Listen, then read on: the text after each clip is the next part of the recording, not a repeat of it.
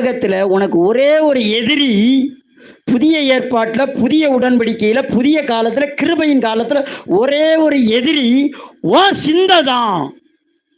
லேலியா சொல்லுங்க. யாரு சிந்தை?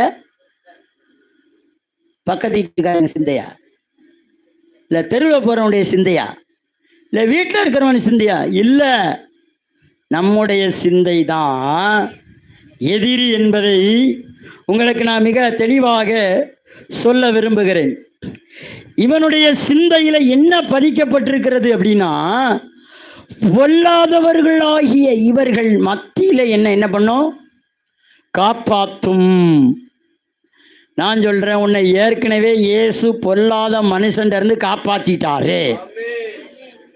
கல்வாரி சிலுவையில் எல்லா மனுஷனுக்காக இயேசு கிறிஸ்து சிலுவையில் சுமந்தனால எல்லா மனுஷனும், உலகத்தில் இருக்கிற எல்லா மனுஷர்களும் பொல்லாதவர்கள் இல்லை. அவர் தான் சர்வ லோகத்துக்கு என்ன பண்ணிட்டாரு? ரத்தத்தை ஜூஸ் புளிஞ்ச மாதிரி புளிஞ்சிட்டார்ல.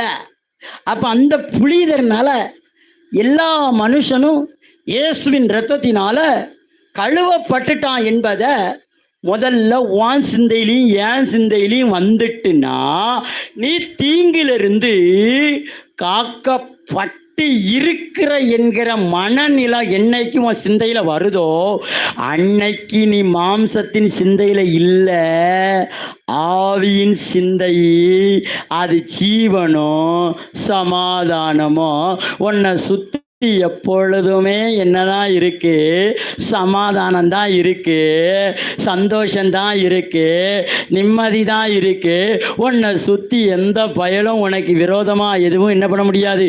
பேச முடியாது. உனக்கு விரோதமாக எவனும் என்ன பண்ண முடியாது? அசைக்க முடியாது, சிந்திக்க முடியாது. ஏன்னா நீ சிந்திக்கிற அவன் எனக்கு என்ன செய்வான்? வந்துட்டா? அல்லேலூயா. சங்கீதம் 140 நாம் எப்படி பார்க்கணுன்னு, மனுஷன் மாம்சீகத்தில் எழுதியிருக்கிறதையும் பார்க்கணும், ஆவியில் எழுதியிருக்கிறதையும் பார்க்கணும், ஜீவனில் எழுதியிருக்கிறதையும் பார்க்கணும், சமாதானத்தில் இருக்கிறதையும் பார்க்கணும்.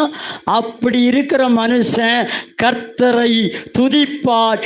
என் வேறு தண்ணீருக்குள் என் நம்பிக்கை இயேசுவின் மேல், என் வேறு தண்ணீருக்குள் என் நம்பிக்கை இயேசுவின் மேல், கர்த்தரை நம்பும் மனுஷன் நான். நான் யாரு? கர்த்தரை நம்புகிற மனுஷன்யா. இந்த மனுஷனுக்கு எதுவும் நேரிடாது. நேர்மா காலையில் என்ன சொல்லி கொடுத்தான்? தண்ணியை குளிக்கும் போது கர்த்தர் ப்ளஸ் பண்ணியிருக்கிறாரு, எனக்கு ப்ராஸ்பரிட்டி இருக்குது. தண்ணி எங்கெல்லாம் இந்த உடம்புக்குள்ளே போதோ அங்கெல்லாம் என்ன இருக்குது? ஆசீர்வாதம் இருக்குது. இல்லையா?